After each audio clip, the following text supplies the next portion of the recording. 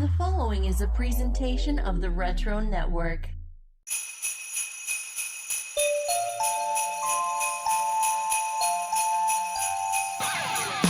Come on and sit a spell. We've got stories and jokes to tell. It's gonna be a great Noel. It's the Advent Calendar House.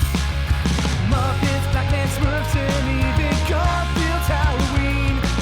We're gonna take a trip down memory lane. Frosty, Rudolph, and a bunch you've probably never seen. It's Mike and pals that come to entertain. Turn the knob and lift the latch for fun and laughs that can't be matched. And just beware the icy patch. It's the Advent Calendar House. Welcome to the Advent Calendar House, an actual physical building nestled on a hill shaped like a giant rabbit's head. Don't question it, it's real. We are celebrating Easter in July today, so we hope you'll join us as we hop and or wheelbarrow down a sharp cliff back to 1994 on a rather stressful and dangerous trip back to Jellystone Park to meet Yogi the Easter Bear. I am mythical ancient hermit creature just trying to get Wheel of Fortune to play on my radio, Mike Westfall. And joining me is a proudly insured member of the Mythical Creatures Union. It's Sammy Hain. Hey, Sammy. Hey, I just got a new webcam, so that's either Mike or a bear and Mike costume. Yeah. We're going to go forward with each other, whichever it is. Little of everything. It's going to be great. And the Supreme Commissioner of Holiday Podcasts, a title he earned because he's the only one organized enough to throw an entire award ceremony for us. It's Jerry Davila. Hello, Jerry. Mike, I'm so glad to be here. My niece and nephew are ready to listen to this episode and enjoy themselves. You know, it took, we'll get into it, I'll say that, but like, yeah, he really did sound like Sergeant Slaughter. I was getting 100% Sergeant Slaughter vibes, yeah. Yeah. Oh, thank you both for being here. This special was brand new to me when I found it. What about y'all? Do y'all have any history with this, Sammy? Only in the age of streaming, going through and being a completionist, watching everything. You know, I'm sure it's one I watched. It was on the back, and it's like, all right, you got the picnic baskets, a few chase scenes. I don't think I appreciated it much at the time. Now, after watching it 4 or 5 times in a couple days, that'll do. I've grown more love for Yogi and Boo Boo here. Oh, good. All right, Jerry, what about you? So this is one I've seen about 1.5 times. I remember catching part of it like way back in the day, but I'd never cared enough to watch it. And then like Sammy, once streaming it came along, I was like, oh yeah, I remember there was a Yogi Easter thing with the pink bunny, because for some reason the Easter bunny's pink. And so I looked it up and saw it, and I was like, you know what, this is pretty cool, but haven't really stuck with it yearly, if you know what I mean. No, but you saw this in the wild. I did, yes. That's impressive. Yes. Like, you just turned on the TV and there it was. I was not expecting that. So that's fun. Yeah, unplanned for sure. But Especially, apparently this aired on actual Easter when it first came out. yeah, Right. It says, according to Wikipedia, it aired Easter Sunday, April 3rd, 1994. It was first run syndication, so whatever channel it happened to be on, it happened to be on. Mm-hmm. Sure. They really made you wait for it back in the day. It's Yeah, I guess so, yeah. practically 4th of July. Here's where a bunch of wiki editors don't check each other's work. The Yogi Bear wiki claims this special marks the final episode of the new Yogi Bear show. But that began and ended in 1988, so I don't know why this counts toward that. I don't think it does. I don't think it does. It was the last movie before the live action movie. I think is what they were going with. Yeah, that's what Wikipedia is saying. It's saying it was the last official Yogi Bear media for 16 years until that 2010 movie with Dan Aykroyd, which I still haven't seen. I haven't either, honestly. And I love Yogi Bear. Like, I remember, all the Hanna-Barbera stuff was like gold. I had to watch it. I loved it all. But the movie was coming out. I was like, nah, I can't. It's too pristine in my mind. I think if I watch this, I'm going to spoil it for myself. I kind of want to give it a chance. That's cool. I mean, I remember watching Yogi, the '90s reboot where they're in Jellystone Mall and everybody. It was like weird. It was like everybody was doing Muppet Babies. This one was doing Hanna-Barbera Teens. Archie's did it. Might as well. Yeah, sure. Yeah, I want to know what these unofficial bootleg Yogis are they're kind of alluding to. Yogi at Burning Man, Yogi at the... I think they're calling like those Ranger Smiths things that noted monster John Kricfaluski did. Got that. Yeah, I will be happy not to count those as official. So last official Yogi special, sure. Well, if you want to watch Yogi the Easter Bear, I found it on the Internet Archive, and so can you. Yep.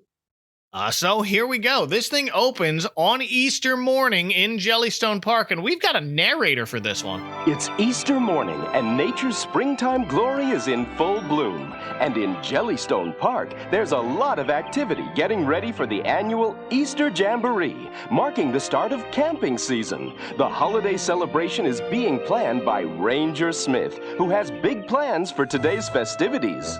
Yeah, I don't remember there being lots of narrators in the Hanna-Barbera Yogi stuff. Well, every once in a while, like I remember the first Yogi Bear cartoon, like had a little intro. It's like, this is Jellystone Park. So there's precedent. Yeah. It has that same vibe, but I know this voice, and you may or may not, but it's Greg Berger. I haven't talked about him in a while. I know him best as the voice of Odie the dog on Garfield. Oh, see, for me, because I was like always more into the action cartoons, I knew him as Grimlock from Transformers. Yeah. Okay, yeah, see. And I think he was also Spirit on G.I. Joe. I think you're right, yeah. G.I. Joe. When he shows up a little bit later, I hear some of that Grimlock too. When he's keeping him out of the chicken coop. Around this same time, he'd also be working on Duckman. He was corn-fed on Duckman. Duckman. That's one I haven't thought about in years. Yeah. I saw that. It was just like, oh wow, I forgot about Duckman. Me too. Is there a Christmas special? I need to find out. I'm gonna put that in a different tab right now to check later. I love it. Nope. So narrator Greg tells us Jellystone is home to an annual Easter Jamboree, which kicks off camping season every year. And Ranger Smith is in charge of this year's Jamboree, and he is stressing out about it. Yeah, this is an actual thing now. Really? So there's about 80 Jellystone Park campgrounds across the country in like 30 states. Yeah, there's one close by here. Okay. I have been to one. I've been to one in either New Jersey or Pennsylvania when I was about 11 or 12. I haven't been to one, but there's one about 20 minutes from me. Okay. Oh, real close. Well, yeah. And you haven't? Well, they do this, every one of them. They do the Easter bear.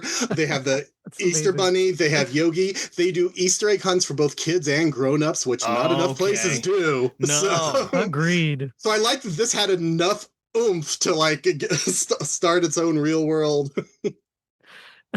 Okay. But luckily for Ranger Smith, he's got a whole fleet of other rangers we've never seen before helping him out. No. They're all trying to tell him to relax. They're all familiar with the Easter Jamboree, but this is serious business for old Ranger Smith. So as Ranger Jackson starts to pass out the programs at 0800 hours, the last bus should pull into parking section G. Then at 0900, balloons will drop and... what's the big deal, Chief? We've done this before. Yeah, we've been doing it for years. We know the routine. I love when these things happen, right? Because they retcon it as if it happened years and years and everybody knows it and these guys have been here, but for us we're like, who are these people? Like, what is happening? It's just, I love stuff like this random world building. Spontaneous world building. There's a lot of that in this. Yeah. I also like the little model park that he has, a little like Game of Thrones map for laying out his strategy. Please excuse the crudity of this model. It's not to scale. It's the same guy that builds all the maps for like Bond villains.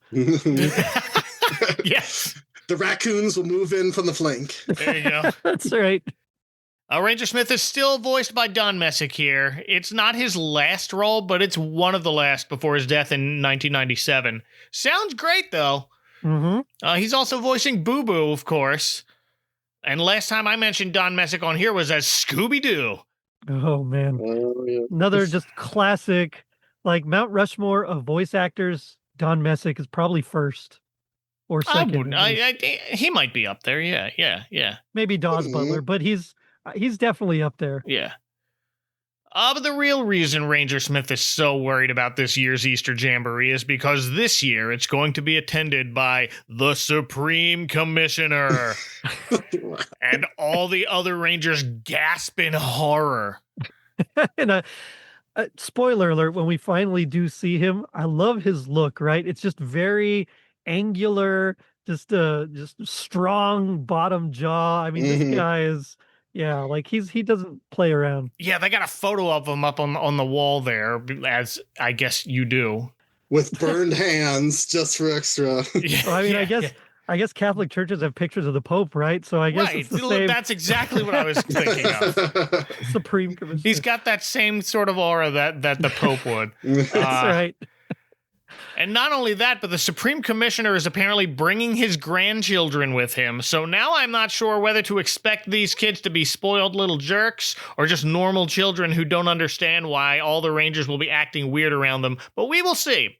For now, Ranger Smith gets a radio message that the candy truck has arrived with all the candy for the kids. So he grabs another Ranger named Mortimer, and they head out to meet this truck. It's full of chocolate eggs and bunnies, and I spotted some candy canes in the mix. Y'all ever get candy canes in your Easter basket? I gotta say no. No. Hard no. That's when Mom finds that there was some still in the closet, and is waste not, want not. Oh, this one fell off the shelf and was in the back. We better get rid of this. I don't want to just throw it out.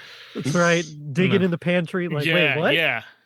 It's rare that a candy cane in my house makes it to New Year's, but that's me. Agreed. So Ranger Smith puts Ranger Mortimer in charge of guarding the candy truck with his life. And Ranger Mortimer doesn't seem like the brightest bulb on the tree, so this should be fine. He's also the blindest. I think he's about as blind as I am. What? He's got the thick Coke bottle glasses where you can't see his eyes. He's Marcy from Peanuts. Well, and speaking of Peanuts, maybe that's why those candy canes were there. The Easter Beagle keeps happening earlier and earlier. Yeah, that's it. Yeah. I want you to guard this Easter candy with your life. You can count on me, Chief. Mortimer, I'm over here. Oh, sorry, sir. Ranger Mortimer is voiced by Jonathan Winters. Who else? He's back. Look at him. Talked about him at length when I watched Frosty Returns. Ooh, we don't speak of that one. I mean, I did. For about an hour, maybe more. We have evidence. Yes. Yeah. Well, just as Ranger Smith questions whether Mortimer's the best candidate to guard the candy, into the park drive a fleet of buses full of kids. So it looks like this is his only option now. Mm-hmm. So he tells Mortimer to make sure no one comes near that truck, especially that Yogi Bear. He's got a very big "No Yogi Bear" sign on the bulletin board. He does. He does. See this when you pull into a park. You see a bear with a big red slash. Oh, they don't have bears here? I'm leaving. Go to a Motel 6. Forget this. But of course, as soon as Ranger Smith walks away, here comes Yogi, sneaking up in a hollow log to see what's in this truck. I love this disguise. This is like classic Hanna-Barbera disguise. And every time I see one of these, it makes me want to try it one time. I just want to sneak up just dressed up as like a log or a bush or a tree or something. I mean, just to see if it works. Cardboard box, Solid Snake style. Yeah. People will probably ignore you. It's like, I'm going to go over here. Don't make... When there's candy in the air, you will find who else? Yogi Bear! Yay! We have Greg Burson as Yogi in this one. Dawes Butler had died in 1988, and Greg inherited many of his characters, and he was great at all of them. Well, didn't Dawes actually mentor him, teach him how to do the voices and everything? Yeah. I last talked about Greg Burson on the Tiny Toons Christmas special because he also inherited a lot of Mel Blanc's characters. Yes, he did. So he was all the elder Looney Tunes on that show. Man, talk about a resume. I'd love to put all those on my resume. I know. Voice of Bugs, voice of Elmer, Yeah. voice of Yogi. I mean, just, that's amazing. Your entire childhood falls apart without me. Yeah, well. So as soon as I saw Yogi sneaking up to get into that candy truck, the first thing I did was pause and look up. Can bears even eat chocolate? Are they like dogs? Yeah, the answer is no. Do not give a bear chocolate. I'm not going to tell it no. Well, yeah. But when I looked it up, I read that one incident in New Hampshire where some maniac put 90 pounds of chocolate out as bait to bait bears, and it killed like 4 of them. So now that's illegal. He saw this movie and he was like, hey, yeah. I know what bears like. I guess, well, I mean, Yogi's metabolism is stronger than the average bear's, I guess. Bears, It's true. It's true.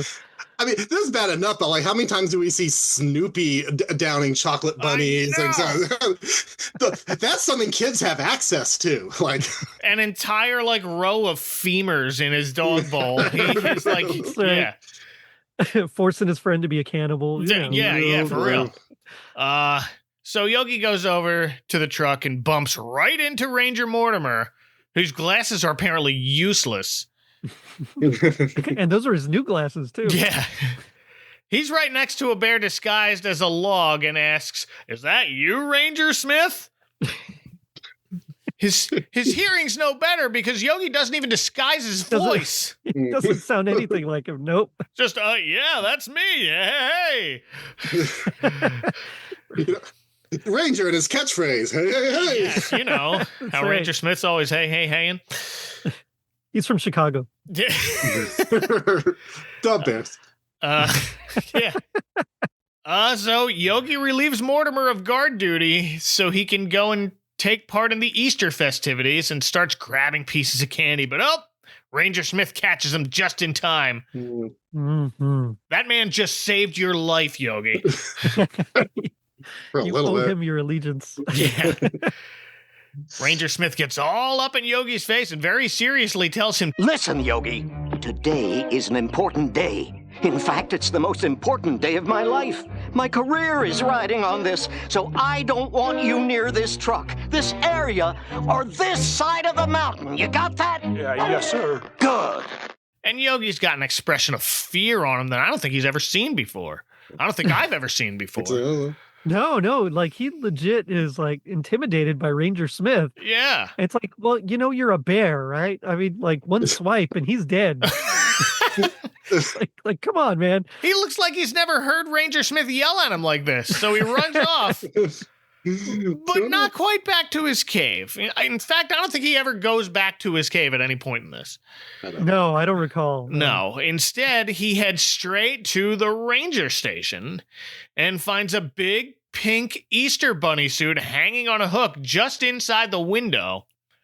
Charlie was trying to get rid of it so he didn't have to wear it when Grandma visited. Yeah, exactly. Or whoever made that. It looks like the Ralphie bunny suit. Yes. Yeah, for sure. Okay, I do have a question. Yes. Do you guys know your Easter bunny is pink?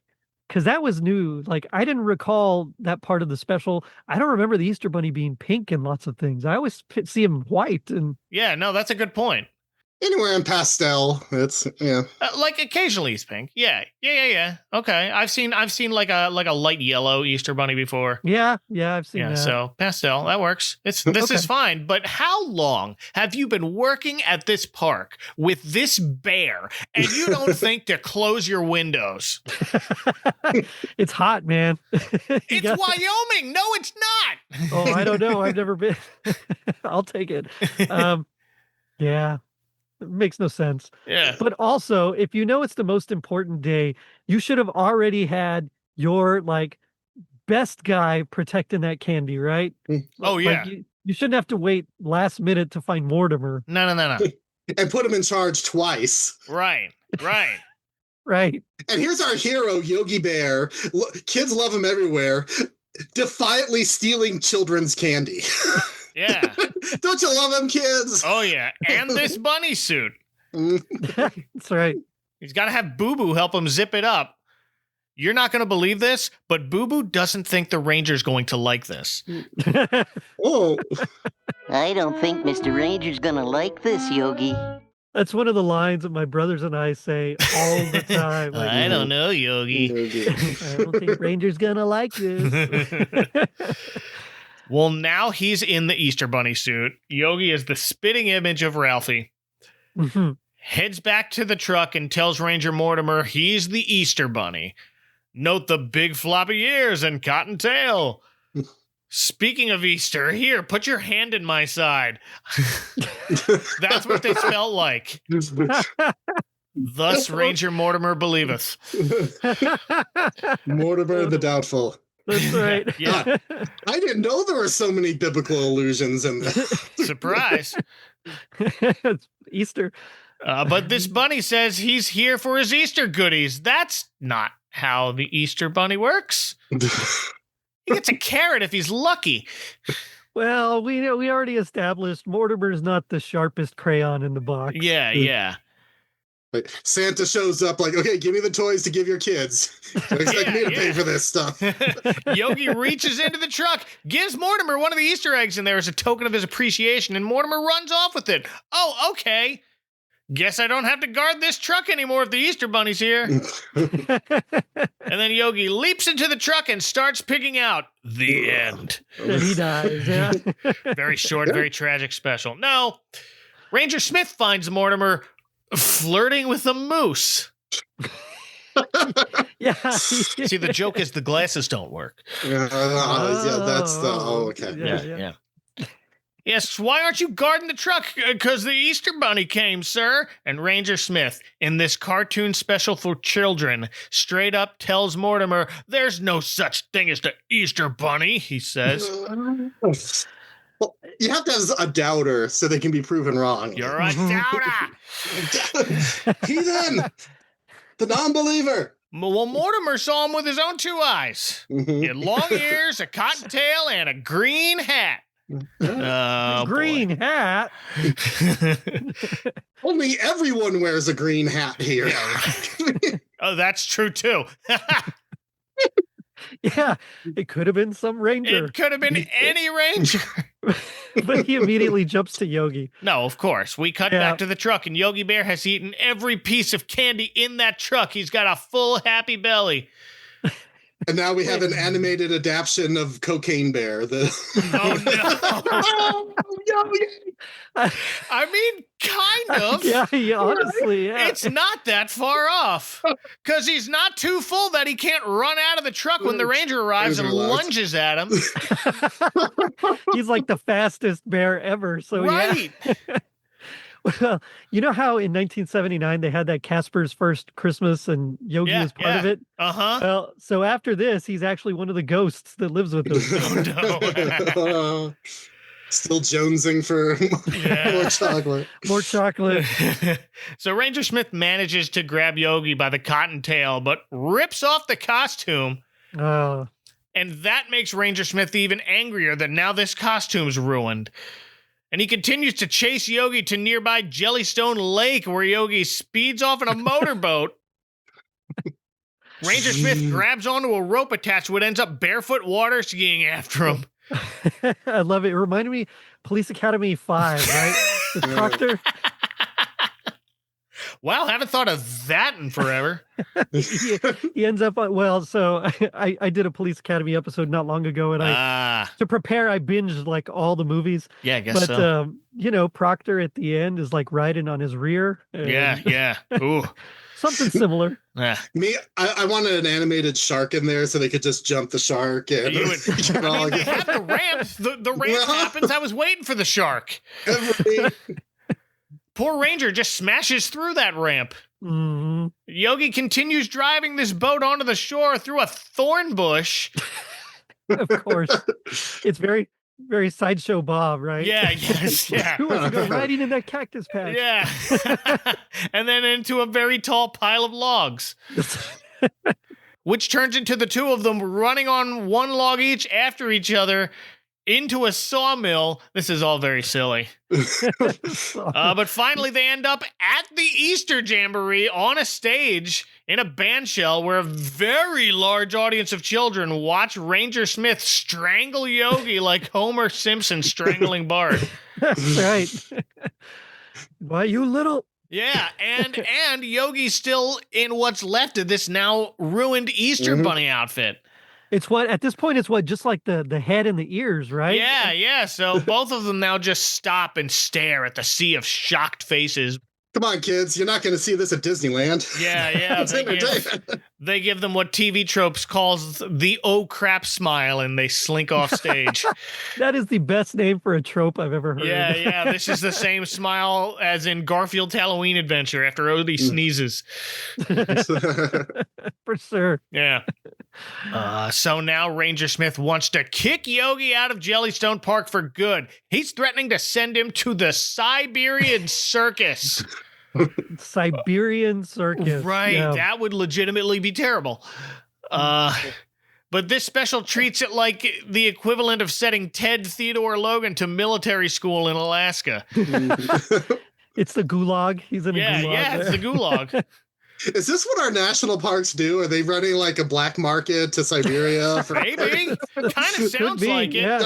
Dark. We need some cash. What do we do? Quick, go look at the bears. But Ranger Smith is serious. He's on the phone with the circus people and everything. Yeah. Yogi's trying to apologize now, but the ranger says he warned him that this was an important day, not just for the Rangers, but for the kids. This is where Ranger Smith could have planned ahead. If it was a really important day, he should have had several picnic baskets, just easy pickings set up all around. Right. You know? Happy Easter, Yogi. Here's like a dozen picnic baskets. Just tie yourself over, leave me alone. Other side of the mountain, series of clues leading you to Yeah, you know, make it like a game so he thinks it's real. Like a scavenger hunt. Yeah. Mm-hmm. That's what we used to do on Easter. Oh, that's awesome. But all is not lost. Boo Boo has an idea. I know. What if we could bring the real Easter Bunny to the Jamboree? I bet he'd bring candy, too. I love Boo Boo. He's so optimistic and... Oh, he's great. Yeah, no, great idea. But Ranger Smith doesn't believe in the Easter Bunny. Yogi and Boo Boo are like, what? He's real? Why don't you believe in the Easter Bunny, you weirdo? You're talking to two bears right now. The Easter Bunny's too much? Right. Yeah.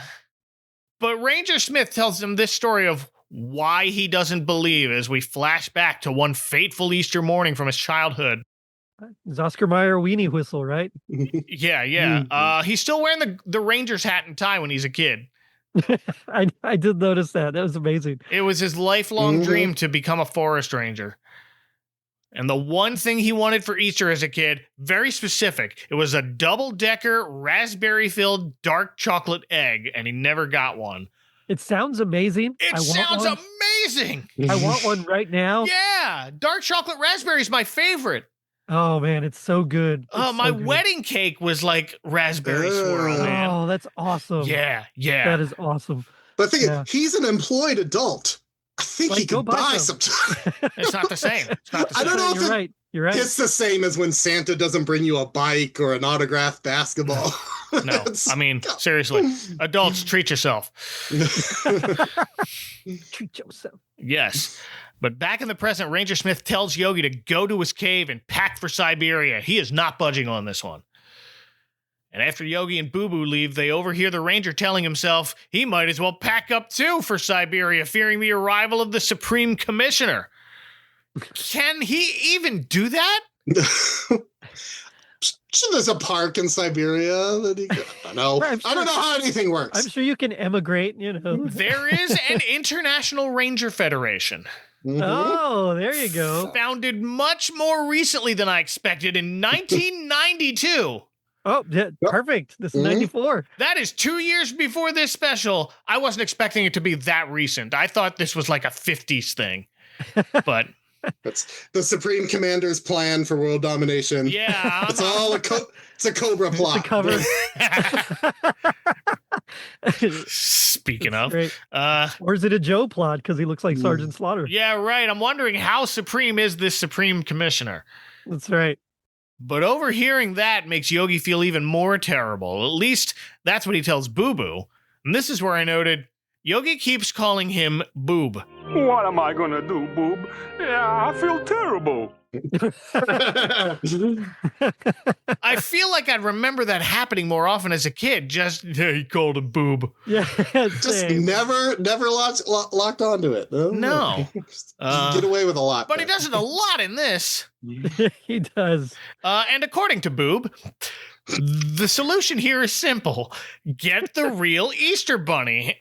And I trust Talking Forest Animals to know without a doubt that the Easter Bunny is indeed real and bring him to the Jamboree.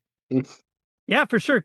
Because they know like a ton of other talking animals. Right. You know, some are detectives. I mean, it's like, yeah, of course. There's going to be the... but they don't know where the Easter Bunny lives. But Boo Boo thinks he knows someone who might. The Grand Grizzly. I got Secret of Nim vibes from this here. Yeah. Oh, that's a good one. Talk to the wise old owl, you know? Wow, yeah. I thought there's a lot of societal hierarchy happening in this special. Yeah, that Grand Grizzly that we talked about over all these decades, we've had adventures, you know, that's... Like, I can understand why the Rangers have a Supreme Commissioner type figure, but why is there one for bears? Maybe he's their pope. I don't know. I think this is just an honorary title, as the Grand Grizzly is just the oldest living animal in Jellystone Park. So those two set off to see him. Meanwhile, here comes a turn I wasn't expecting. Our narrator shows us some ugly-looking factory on the edge of Jellystone with stacks blowing red smoke in the air and a pipe spewing green sludge. It's the 90s, so everyone was trying to warn us this is what bad guys in real life look like. Yep. I was like, who recorded over this with Secret of Nim? I was watching something. This looks like the headquarters of a Captain Planet villain. Yep. I was thinking loot and plunder right there, you know. No, this is Sly Sludge, I thought. Oh, okay. Because inside he does dress like loot and plunder. It's kind of a combination of both. Tell you what, though, he totally looks like Mr. Big from the end of Wayne's World. Like oh, you're right. Yeah, it's this short dude in a business suit and a greasy black ponytail. His name's Paulie. And he's got a big dumb Lenny from a Mice and Men style henchman named Ernest. The rabbits. Yeah. Well, he's dressed like a rabbit. He's dressed like the Easter Bunny. These two have apparently kidnapped the Easter Bunny. But we don't know to what end just yet.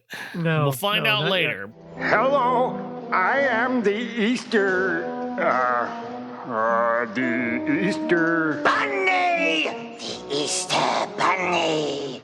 Paulie is voiced by Charlie Adler, which is why he sounds like Angry Buster Bunny if he was a short-tempered little mobster guy. I was saying, the more excited he gets, the more cow I hear. Oh, you're right. Yeah. It does sound like cow when he gets excited about that plastic. Plastic! Oh! And Ernest is a new voice for this podcast. This is Jeff Doucette. I apparently missed talking about him before, though. He was in a special I've done called 'Tis the Season to be Smurfy. He voiced a town sheriff in that.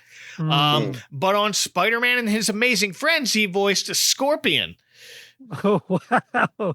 Now, that's a deep cut, because you don't remember anybody else except Spider-Man and Iceman and Firestar, right? And everybody else just showed up. Well, I mean, they're like the whole Rogues Gallery shows up, so Scorpion's there, yeah. But IMDb's first thing known for Jeff Doucette is the Eddie Murphy Dr. Dolittle movie. He voiced a possum, and he acted in a bunch of other things. But this is happening over here with Paulie and Ernest. We'll catch up with them later. We just wanted to show them now. But back to Jellystone, where a very long stretch limo has arrived. It's the Supreme Commissioner. You'd think, as the head of the park rangers, a group of people dedicated to the conservation of nature, he would opt against riding a car the size of this stretch limo. But no. You're right. It's Cobra. It's definitely Cobra.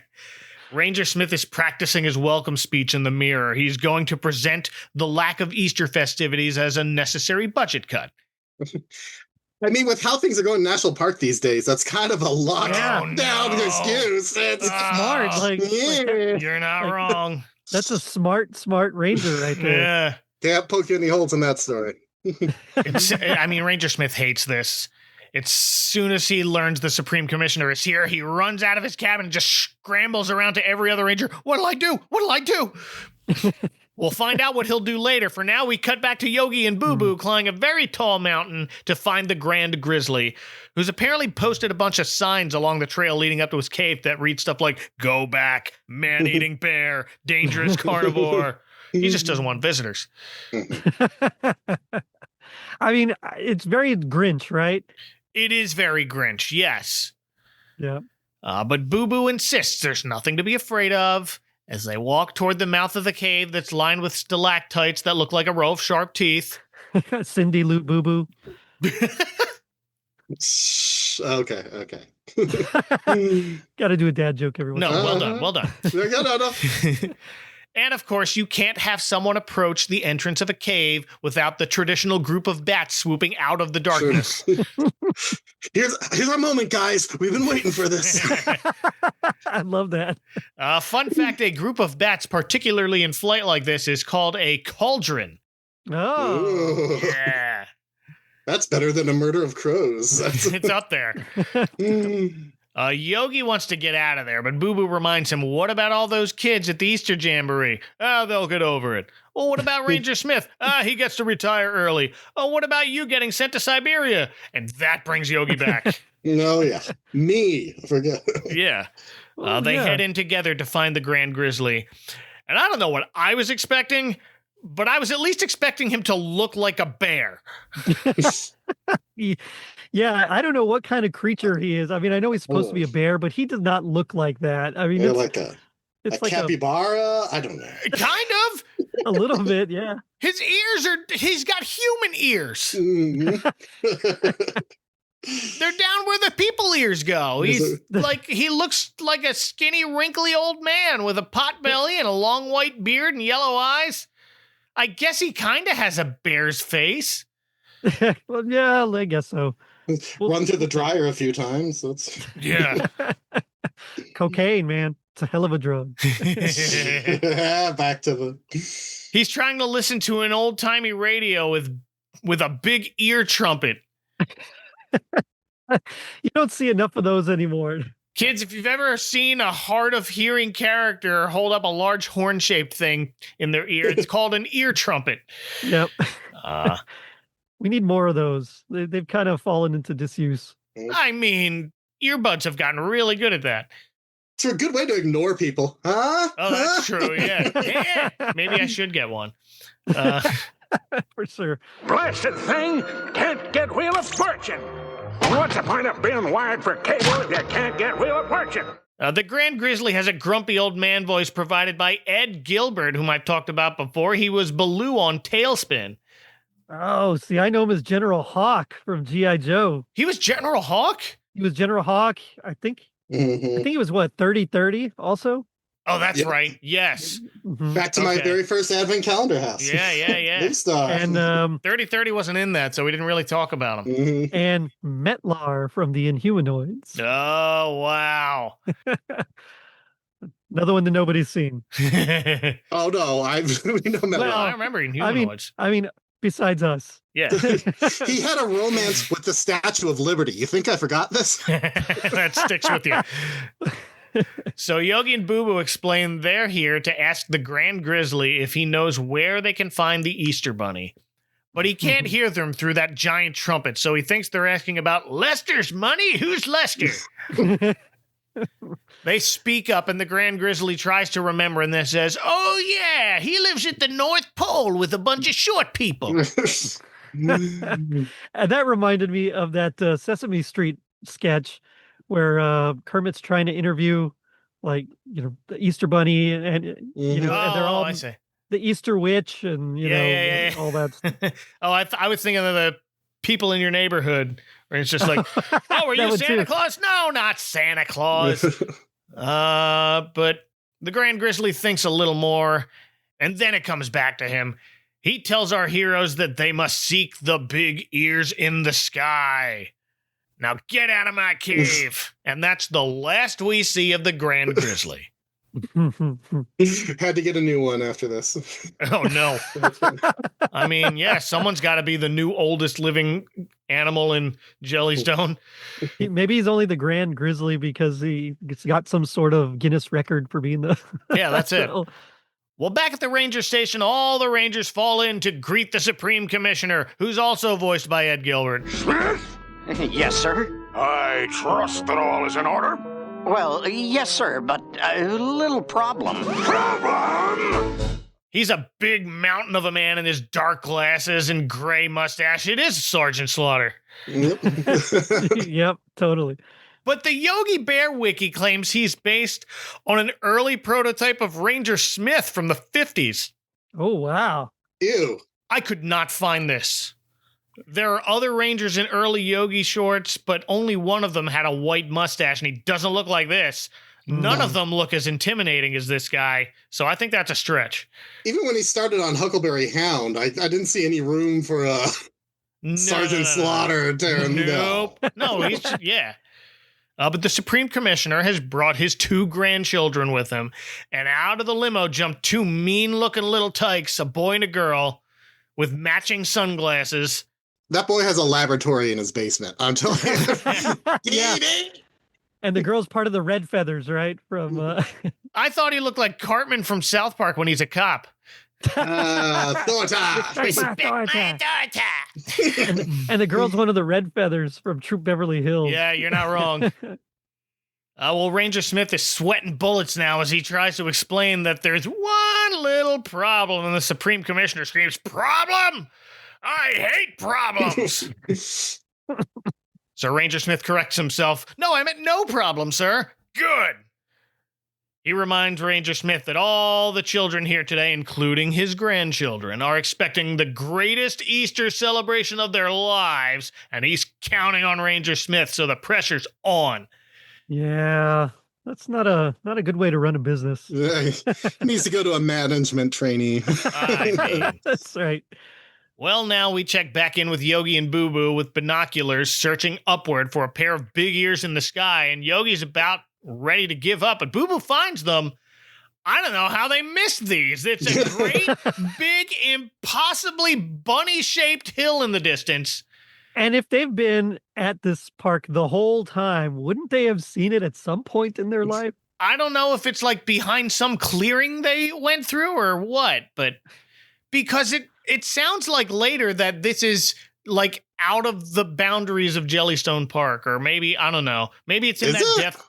It's hard to tell. They keep saying you should come back to Jellystone with us. So I don't know. Maybe it's in that like remote zone of death that's actually Idaho. They crossed into another dimension. Yeah. Because it's even stretching my willing suspension of disbelief that the Easter Bunny was just right there in Jellystone. Yeah, I mean, no, where I draw the line is those ears cannot be possible. I don't know what they're made of. Is it just like moss growing on some rock? I don't know if it's like calcium buildup that's covered in gray. I don't know. Edward Scissorhands was just there, you know? Yeah. But right at the top of one of those big ears in the sky is a tiny little pink cottage on a hill with a pair of white fluffy ears attached to the roof. Because, of course, the Easter Bunny has ears on his roof. Oh, of course, yeah. It kind of looks like the hat Sammy was wearing. And this is where the Easter Bunny lives, in Jellystone Park, or right outside. I don't know. But far enough away that Boo Boo claims it'll take days to get there. Bull. I can almost read the address on the mailbox. It was not that far. But Yogi's got a plan, and we cut to him and Boo Boo taking a hot air balloon from a place labeled Jellystone Balloon Rides. So they were in Jellystone. Yeah. literally taking it. They steal this balloon with a guy still hanging onto the rope, yelling at him, come back here, before he hits a tall tree. There were a lot of little bits like that were also very Chuck Jones, right? Oh, yeah. This is one of them. It feels so Looney Tunes more than Hanna-Barbera. Mm-hmm. So off they fly to the big bunny-shaped hill, but they're not getting enough altitude, so Yogi picks up Boo Boo, who thinks Yogi's going to throw him off the balloon. That got me. I was like, what?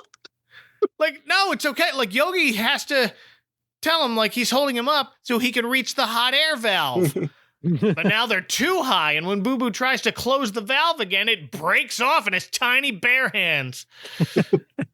One swipe, mighty paw. Yeah, he doesn't know his own strength. So now the balloon fills with so much air that it bursts, sending them plummeting back down to Earth, conveniently right over the Easter Bunny's cottage, which I guess breaks their fall when their basket crashes through the roof. Well, they're here. I can accept cartoon physics. It's not. It's fine. Yeah, it's fine. Yeah. They're here. But as we've already found out, the Easter Bunny is not here. He's been kidnapped. And from the looks of the mess inside his cottage, he did not go quietly. Cornered rabbit, though. Yeah. I think I saw this on Unsolved Mysteries. The Easter Bunny left a trail of jelly beans. That was a good Robert Stack. Thank you. It's his job. You have to think of these things before you kidnap him, that he's going to leave a trail of jelly beans. So Yogi and Boo Boo follow this trail. Yogi doesn't want to be wasteful, though, so as they go, he's licking up the jelly beans off the floor. Can bears eat jelly beans? Probably not. Yogi the Easter Bear will return after these messages. Something more cuddly. Yeah. Bigger.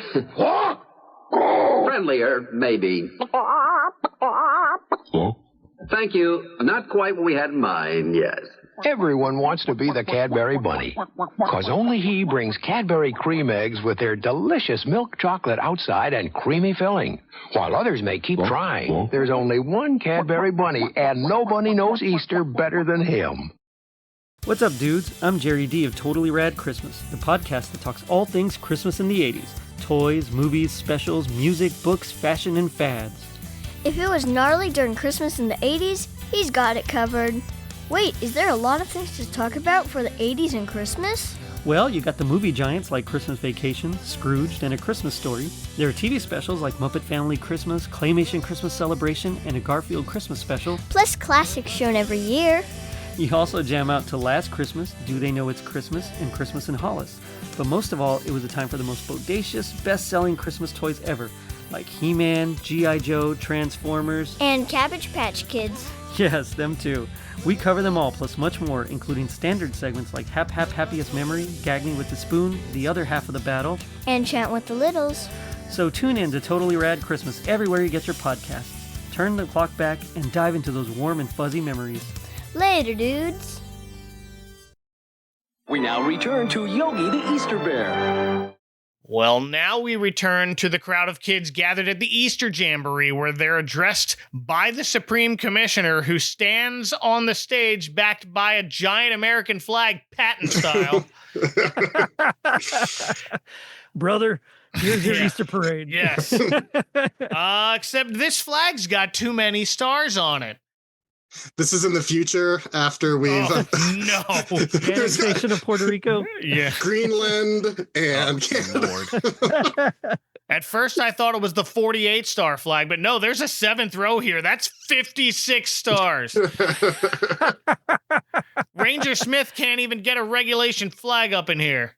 Oh, man. But the Supreme Commissioner goes on about how America loves to camp. He seems like the type of guy who would usurp a religious holiday like Easter and make it about patriotism. There's a little bit of that going around. Yeah. It's not really. It's all about the things he likes about camping, and it's all the things everybody else hates about camping. I love to wake up to the smell of burning spam and powdered eggs cooking over a campfire. I love to see campers staggering out of their tents, suffering from a night of sleeping on hard, rocky ground. And that is what camping is all about. the look of terror in the kids' faces as he's talking about the burning, the freezing. Oh, yeah. They're all stunned. As he goes on about the blistering hot days, the ice-cold nights, blood-sucking mosquitoes, ants, snake bites, and the lack of proper hygiene facilities are what camping is all about. Because it builds character. Oh, hey, Calvin's dad. And that's what makes me want to go to the arcade. This is why my idea of camping is a hotel without room service. Yeah. Ooh, I'm camping. Right. Order Domino's. Look, let's go to the Great Wolf Lodge. Yeah. And the kids in the audience just stare at him, mouths agape, like, who is this guy? Only the commissioner's grandkids start clapping first, and the other kids kind of worriedly follow their lead. They're just here for the candy. I mean, I probably would have too. So Yeah, sure, fine. Yeah, congrats.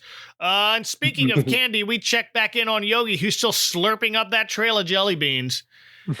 They've arrived at this gross factory.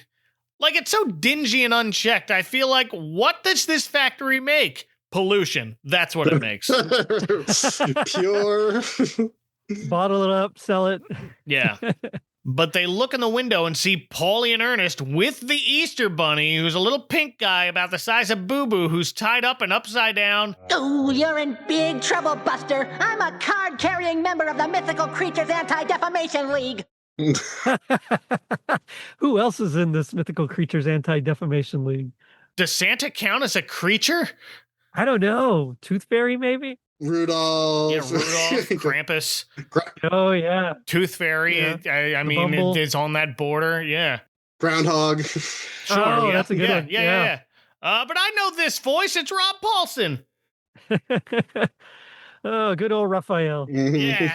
Last time he showed up on this podcast, it was Tasmania. I remember that one. Yeah. Rob's got a very recognizable voice, but he gives the Easter Bunny a bit of a lisp because he's a bunny, I guess. I don't know. Bugs has tainted every bunny from now on. Yeah, what the hell? I don't know. He's like, this sounds almost Daffy-like. But here's where we learn why these two have kidnapped the Easter Bunny. It turns out Paulie wants to stop the Easter Bunny from making Easter eggs so that Paulie can make everyone buy plastic eggs from him. He wants to control the Easter egg monopoly. People buy plastic eggs anyway, Paulie. Like, you're fine. I know. You're fine. Kids are using them as like action figure weapons for months afterwards. You've got this. It's fine. Yeah. Right. Like, his whole argument's bogus. He's like, his argument for plastic eggs is that old-fashioned, real, actually edible eggs are too fragile. They break easily. And he claims what people want today is indestructible, non-biodegradable, environmentally unsafe plastic. It lasts forever. You can leave it in the sun and it won't melt. Try that with eggs. Low maintenance, low in calories. It's an everything substitute for wood, steel, rubber, even skin. And best of all, it's cheap. See, it's just producing pollution. Yeah, well, making all these plastic eggs at the cost of a cartoonish amount of pollution. And he has this unhealthy love of plastic. This is weird. Earth, boom, boom, boom, boom. Fire. Yeah. I don't understand what they were trying to do with Captain Planet, but this was more like that Raggedy Ann and Andy Christmas special I watched, where the big bad wolf wanted to wrap everything in plastic wrap so nothing would break. Oh, yeah. Tell you what, though, I would love to see a Captain Planet with Yogi Bear and the Hanna-Barbera stars. It's like all the... Oh, yeah. Oh, man. As a Planeteers, that'd be great. What? Like, wasn't Captain Planet Hanna-Barbera? I'm not Googling that. Could have. I don't recall, actually. It could have been. Captain Planet. Now we got it to the internet. No, it was Deke. It was Deke. Deke. Oh, wait. No. Like, but Hanna-Barbera came in later for the new adventures of Captain Planet, so fine. It counts. It counts. Okay. I'm count. Yeah, I agree. Yeah. But, so I'm expecting some kind of backstory where Paulie cracked a bunch of Easter eggs as a child, and that traumatized him for some reason, but we never really get an explanation besides, me like plastic. There's a lesson in not kink shaming. It's just sure. So Polly demands the Easter Bunny tell him where he keeps his eggs, like they're in some kind of storage facility. They're eggs. Where else do you keep eggs? Right. Even the bunny has to explain to this very smart businessman that chickens lay eggs, and he gets his from the magical Easter chicken. Oh, okay.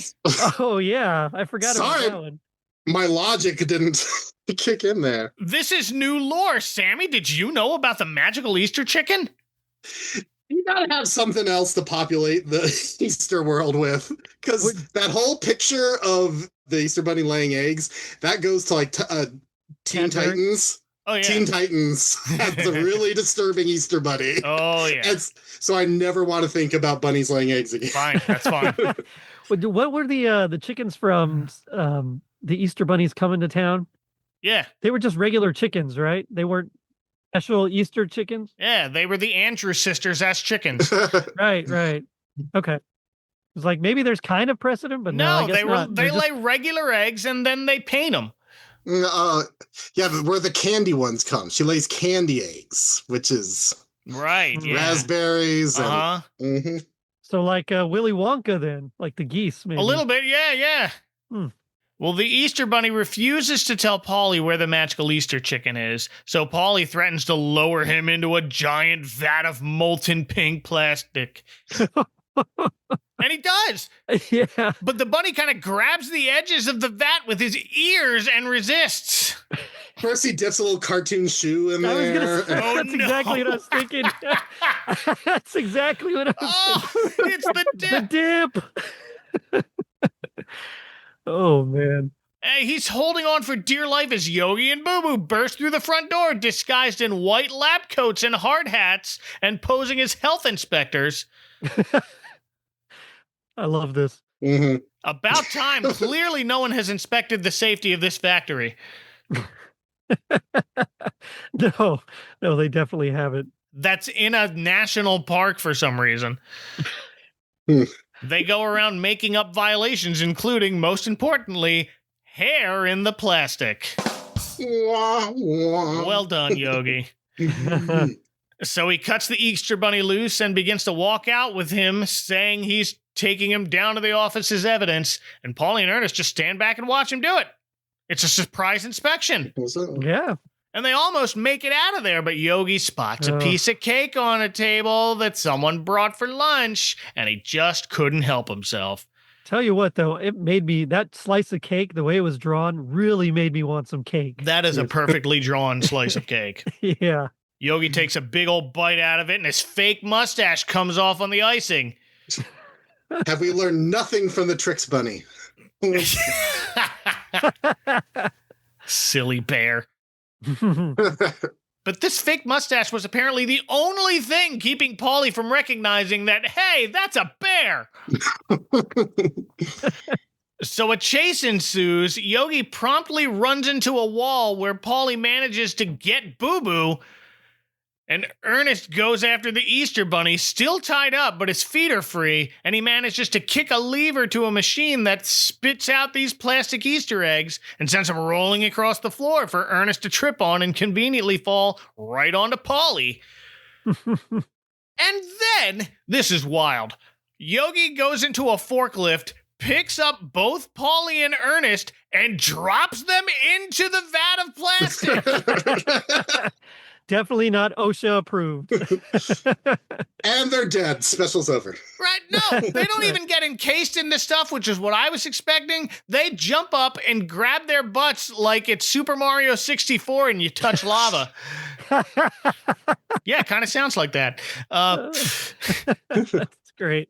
Yogi then finds some other levers and picks up the two of them with claw arms and puts them on a nearby conveyor belt that turns them into giant eggs and puts them into gift-wrapped baskets.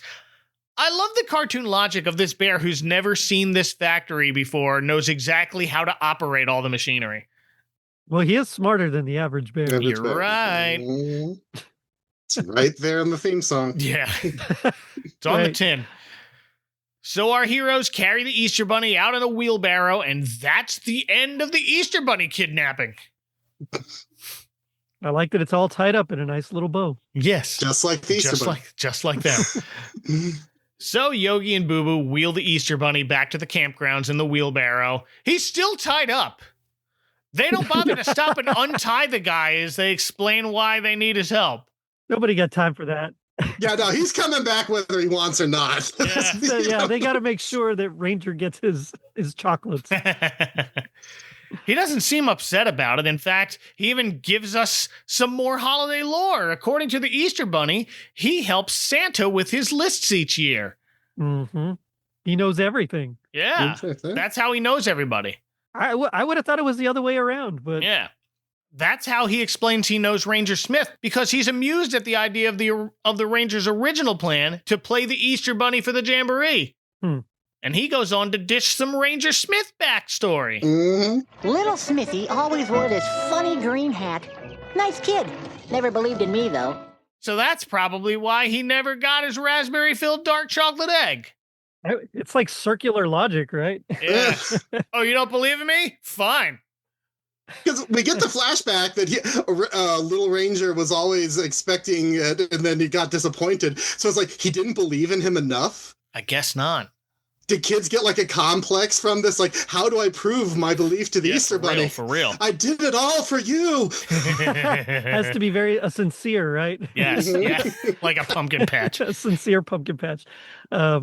Yeah, I don't know what you had. Like, I guess you have to become like the Easter Bunny's acolyte or something. Oh, no. Volunteer. But the Easter Bunny's all in on helping out both Yogi and Ranger Smith. But first he says they have to go get more eggs and candy from the magical Easter chicken. Mm-hmm. Note that the first step isn't untie me, you idiots. Which they all learned the hard way when Yogi gives the Easter Bunny a pat on the back and sends the wheelbarrow rolling down a big hill. Stockholm Syndrome is dangerous. Oh, no. He'll be fine. But first, let's check back in on the Jamboree, where a very bored-looking audience of kids, including a very impatient-looking Supreme Commissioner and his grandkids, are watching Ranger Smith juggle. First, he juggles a bunch of tennis balls, which I thought was impressive, but it plays to crickets. Yeah. Then he juggles a bowling ball, a machete, a glass of orange juice, and a live tortoise. Still to crickets. That's insane. Are you not entertained? I go to an Easter event, I see someone juggling tortoises, I got my money's worth. Yeah. But machetes even like, whoa. Like the orange juice stays in the glass? This is impressive. Yeah, yeah. Ungrateful. And if that's not impressive enough, he juggles several chainsaws. Which end up cutting a perfectly circular hole through the stage floor that Ranger Smith falls into. See, that would have killed, right? In the local audience. Would have killed a lot. Yeah. It's really close to the... Yeah, but this has been checking in on the Jamboree. Back to our heroes. And the Easter Bunny's finally untied, but now his foot's in a cast. Glad they had that first aid kit in the wheelbarrow. Right. And they slowly wheel him to where the Easter chicken lives. Her hen house is helpfully decorated with a big gold cursive initials EC up on top of another hill that we've never seen before. Mm-hmm. But instead of wheeling the Easter Bunny in the wheelbarrow all the way up that hill, he tells Yogi and Boo Boo, just go on ahead without me and tell the Easter chicken that the Easter Bunny sent them. Oh, word? That's all it takes? This will work fine. Yeah. There won't be any shenanigans. Yeah. And don't worry, the hen house is well protected by a chicken wire fence, and she's even got a guard dog stationed at the entrance gate. Oh, you mean Spuds MacKenzie on steroids? It looked like a combination of Spuds MacKenzie and Arnold from Tiny Toons. Yes. He's got a black muscle tee on, and he's got a Texas accent. Yeah, he does. It's Greg Berger voicing a talking dog for a change. What's your business? We're here to see the magical Easter chicken. Oh, you are you? And just like I said, he doesn't buy Yogi's claim that the Easter Bunny sent them. So Yogi asks, well, what if I told you I'm the Easter Bear? And the guard dog grabs Yogi and Boo Boo by the throats and tossed them away into a nearby tree. This guy's a great bouncer. Oh, yeah. At least he gave us a title for the special. That's right. Easter Bear? He said the thing. That's it. He said the thing. So instead of just going to get the Easter bunny... It's too much work. He's all the way down the hill, man. Yeah, man. No, Yogi decides it's faster to attempt to dig a hole under the fence. But he digs it right toward the gate where the dog can clearly see him. Mm-hmm. Because he's creating a Bugs Bunny-like trail of dirt above the ground. Yep, again, very Chuck Jones. Yeah, and the dog just sticks a shovel in front of him for Yogi to run into. Yep. You know who did think to bring the Easter Bunny to see the Easter chicken? Paulie and Ernest. Somehow they escaped from their Easter basket prison. Don't worry about it. It's like in Rubik, when we talked about Rubik and he encased the chicken in that egg. Yeah, you're right. And Ernest is still dressed in this bunny outfit, so that's how they plan on getting in. Meanwhile, Yogi has obtained a giant rubber band from out of nowhere, ties it to a couple of trees, and he and Boo Boo slingshot into the air. Acme. Hit a plane flying overhead. Ugliest birds I ever saw. Yeah. And once again, crashed through a roof. But hey, now they're inside to meet the magical Easter chicken, who's sitting in a nest on top of a 4-way pipe over a set of giant baskets labeled chocolate, cream, colored, and candy. The 4 basic food groups. That's right. And now I don't want candy anymore. No. Oh, cream. Oh, yikes. This looks like that joke from The Simpsons where they all go to the brewery and we see Duff Beer, Duff Light, and Duff Dry all coming from a single pipe. This is the exact same setup. I love that. Easter chicken's just sitting there smiling, not surprised or bothered at all by a couple of bears who just crashed through her roof. Laying her eggs. Yeah. You can tell she's the Easter chicken because she's wearing a big pink Easter bonnet. Otherwise, she's a fairly normal-looking chicken. Yeah, I was expecting something a little more colorful. I mean, the bunny's pink. Why can't the chicken be... The bonnet, Yeah. She's kind of a pastel yellow, so they got that in there. That's how you show you're part of the cult. You really Yes.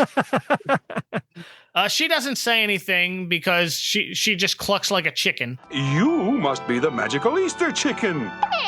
So I don't have a voice credit for her. There is one woman in the cast, though, Marcia Clark, who's listed as one of the female rangers who got a line near the beginning. So maybe it's her doing this, too? Could be. I don't know.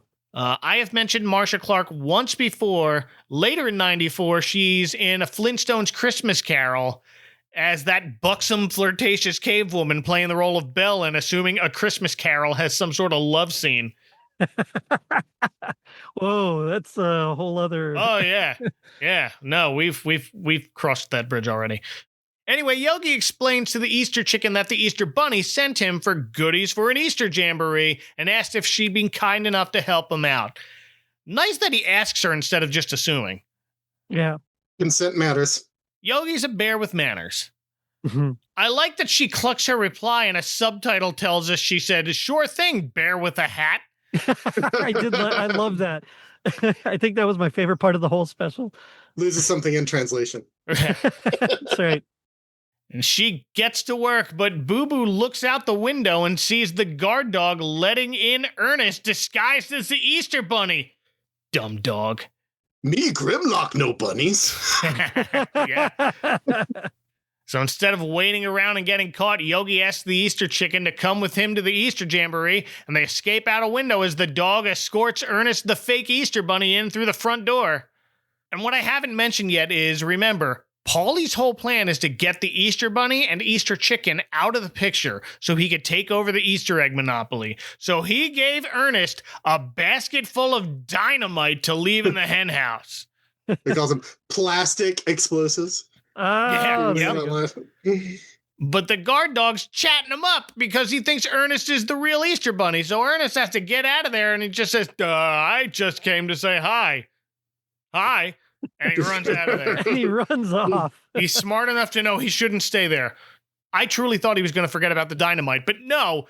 Instead, he runs back to Paulie and they both wait for the explosion. But instead, the helpful guard dog follows him out and lets him know, hey, you forgot your basket. And all three of them get caught in the blast. It's okay. It's a cartoon. They just get burnt. Mm-hmm.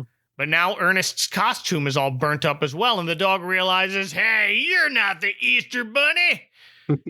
And he chases them both away from the hen house. Yogi, he's trying to get the candy for the kids, and the chicken's laying like one at a time. I'm like, this chicken produces enough candy for the entire planet? Yeah, it takes a year.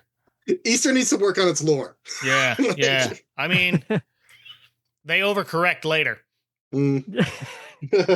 She's a little stuffed off. Yeah. So Yogi and Boo Boo bring the Easter chicken back to the Easter Bunny, still bandaged up in a wheelbarrow, by the way, and again parked at the edge of a cliff, so Yogi accidentally knocks him off it again. This dude can't catch a break. No, now he's got 2 sprained rabbit's feet. I thought those were supposed to be lucky. Well, he didn't die, so, it's still kind of lucky. Sure, fine. His arms are both bandaged up this time, too. But he's real cool about it. Yeah, I'm sure it's just a sprained body, Mr. Easter Bunny, sir. Oh, that's okay. The Mythical Creatures Union takes care of my medical. But you should see my premiums. Just what every kid loves, right? Is just health insurance jokes. Yeah, and it's only 1994. He's a civil servant. He gets a good... Yeah, really. But we check back in with the Jamboree, and Ranger Smith is still doing tricks for a crowd of unimpressed children and the Supreme Commissioner. This time he's running around doing every possible circus trick he could think of, including spinning plates on sticks. He plays a one-man band setup. Yep. And he jumps through a flaming hoop onto a trampoline that launches him on top of a tall stack of chairs. None of these children are impressed. I blame the internet. Kids are desensitized these days. Yeah. There's all that Mortal Kombat. Meanwhile, Yogi's wheeling the Easter Bunny and chicken to the Jamboree when Paulie and Ernest find them again. This time in a very large monster truck that chases them down a dirt road. Instead of running over them, Paulie pulls a lever in the truck that deploys a big old buzzsaw. It was Bigfoot. It kind of looked like Bigfoot. Yeah. Jace and the Wheeled Warriors. Yes. Saw boss. Yeah. But instead of slicing him up, the buzzsaw hits a rock wall and flies back toward the windshield. So now they're driving a convertible monster truck. Well, and for a while, you think they're decapitated, right? I mean, yeah, they kind of do the thing where they like shrink their heads. Like, yeah, they suck their heads like into their skin or whatever. They're fine. Paulie threatens to give these, quote, lower life forms the works, and he pushes a button labeled the works. The works include a giant axe, a ball and chain, a giant needle and syringe, and what appears to be a pump of bug spray or chemicals or something. I don't know. None of that matters because Yogi takes the Easter chicken, cocks her wing like a rifle. I love this. And she lays a barrage of eggs that splatter all over the windshield, causing Ernest to drive into a mountain tunnel that's way too small for their big old truck. They come out the other side in just a single giant wheel holding up the cabin, which rolls off the side of the cliff, sending them down into a bunch of beehives at what appears to be a honey farm. All this at Jellystone. Yeah, sure, fine. They both end up getting beehives stuck on their heads and get stung into submission. They're done. Keep your raspberry egg. I want a chicken machine gun. Yeah, really. Best Easter ever. My daughter has a unicorn like Nerf gun, Yeah. a blaster corn, but this thing is like way cooler. No, this is like a Gatling gun. Meanwhile, Yogi, Boo Boo, and the Easter duo are still riding in the wheelbarrow down a hill that turns into a ski jump looking ramp that launches them into the air. And Yogi manages to grab the legs of a passerby on a hang glider. So they're okay. Guy in the hang glider doesn't look too happy. But they're coming up to the campground stage where the Jamboree is happening, and we see Ranger Smith about to have himself shot out of a cannon.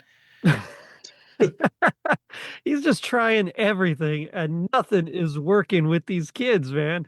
He has Ranger Mortimer light the fuse, but after he does, Mortimer bumps the cannon so it tilts directly into the ground, and Ranger Smith goes through the stage again. And the Supreme Commissioner has had enough. He grabs Ranger Smith by the collar, but before he can tell him what'll happen when he gets through with him, our heroes drop right in the middle of them, and the Easter Bunny does a little spin and unwraps all his bandages. Hey, kids, it's showtime! He's fine. He's been fine the whole time. He wanted Yogi to work for it. He couldn't make it easy. Or maybe the sight of so many children in need of Easter cheer has healed him. Oh, see, I was thinking like grift, like some sort of. No, I think the sight of all of these kids like healed his body and soul, because he tells them all immediately, "Hey, kids, it's showtime!" And finally, these kids look happy. Yay! That's all it took. Cannons, chainsaw, no. Hey, kids! Easter Bunny, sure. So he tells the Easter chicken, whom we learn here is named Mildred. That doesn't matter, but that's what the bunny calls her. Mildred, get cooking, babe. We're gonna need a lot in a little time. Tells her they need a lot of eggs now, and she lays a very tall tower of them with no trouble at all. Yep. Through the power of their Easter spirit, suddenly. Oh, there you go. See, I like that better. I was thinking, do y'all remember that commercial from Saturday Night Live? It was like 1991-ish. It was a colon blow. And it's like one bowl of colon blow has the same amount of fiber as like 3,000 or whatever bowls of regular fiber. Something like that. Yeah. These eggs are not neatly organized like at the hen house, so I guess these kids are going to just get what they get. It's fine. Mm-hmm. Even Ranger Smith doesn't care. He has no idea what just happened, but whatever Yogi just did, he is very glad he did it. And he ensures Yogi that he won't send him to Siberia. So I guess this is wrapped up. Everything literally just fell into place at the end. I mean, don't look a gift horse in the mouth, I guess. No. Yeah. Just a couple more loose ends to tie up. First, Boo Boo introduces Ranger Smith to the real, actual Easter Bunny, who finally gives him that raspberry-filled dark chocolate egg he's been dreaming of since he was a kid. Mm-hmm. He must be able to smell it because it's just a painted egg. Yeah. It's a special pattern. I don't know. Yeah. But before he can even enjoy it, the Supreme Commissioner grabs Smith, pulls him real close, and tells him he's recommending him for a promotion after a job well done. He shows them the sea of happy children, including his own grandkids, and that's the true magic of Easter. Mm-hmm. He doesn't say that. I added that. Yeah. But the little kids break their scowl and they're... Yeah. Mm-hmm. Yogi makes friendly with the commissioner, invites him back next Easter, much to Ranger Smith's gritted teeth chagrin. I love him in the back. He's just like, no. Siberia! You've got a great park here, Smith. Thank you, sir. We do our best, but we could not do it without you. Gives the commissioner a pat on the shoulder and sends him falling off the stage. Yogi keeps forgetting his own strength. He's a bear, man. Yeah, man. He's a bear. Bears are strong. We learned Bears that from Brave Star. That's right. Ranger Smith lets out one last Yogi, and that is it. Yeah. That is a very wild ride with some twists I was not expecting. No, there's things that come out of nowhere in this, and I loved it, but also I was like, what? Oh, yeah. At no point do you know what's coming next. No, you really don't. I didn't want it to end because it kept getting crazier. Yeah. But any final thoughts on Yogi the Easter Bear? Double feature with Bugs Bunny and the Easter eggs. I think you got something here. Try it out next Easter. Come on. I mean, really, I just want Charlie to draw all the Hanna-Barbera characters as like Planeteers now. Yeah. Okay. I think that'd be fun. So Charlie, if you're listening, come on. I gotta get Charlie on here. I just wish we got more time seeing Yogi actually be an Easter bear. Yeah, right. It's kind of a misnomer, right? Because he's only that for... Like, sure, he saved the Easter Bunny's life and delivered him to the Jamboree, but I thought he was going to play a more, I don't know, ceremonial Easter bear role. Yeah. Like, Snoopy is an Easter beagle. He's got beagle. that. You can't... He actually hands out eggs. Yeah, I was waiting for that. Like when he kept failing up at the lodge on Christmas.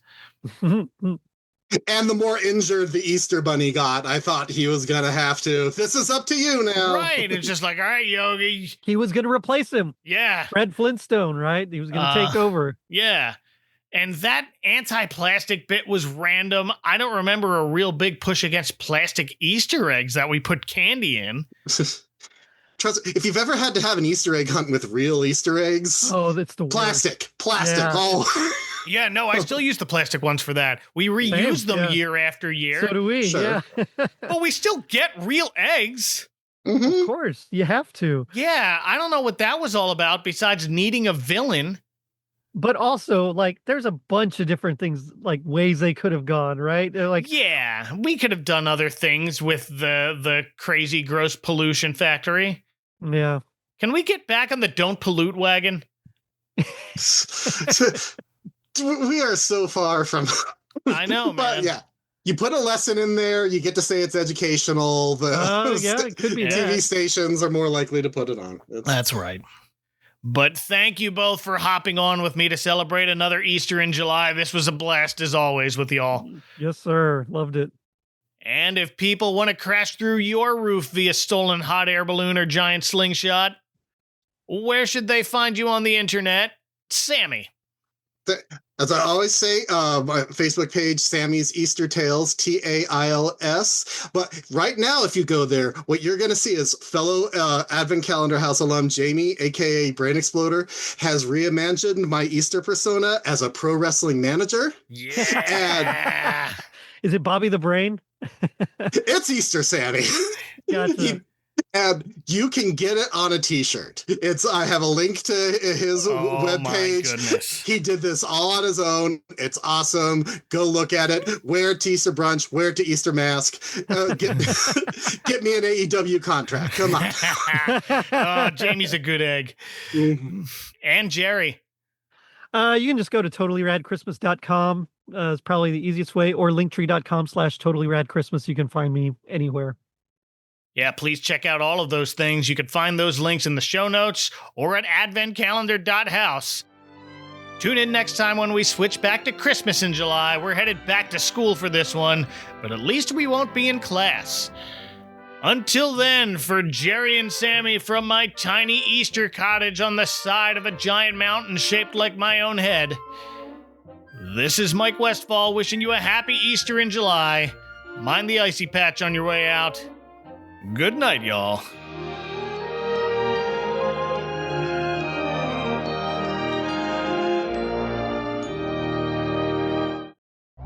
This has been a presentation of the Retro Network. Next time on the Advent Calendar House. Snowball fight! Recess is next on ABC Kids.